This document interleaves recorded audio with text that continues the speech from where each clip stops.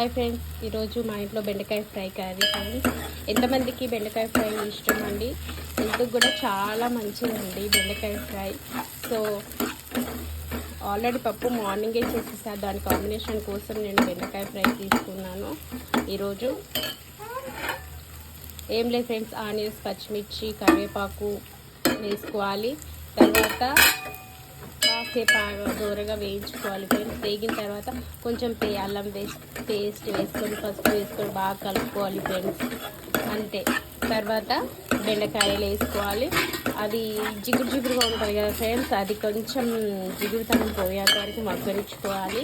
మగ్గిన తర్వాత ఏం లేదు ఫ్రెండ్స్, కారం వేసుకొని అది మనకి తగినంత కారం వేసుకోవాలి. ఎందుకంటే ఆల్రెడీ పచ్చిమిర్చి వేసుకున్నాం కాబట్టి మనం కొంచెం 1 టేబుల్ స్పూన్ అట్లా కారం వేసుకుంటే సరిపోతుంది.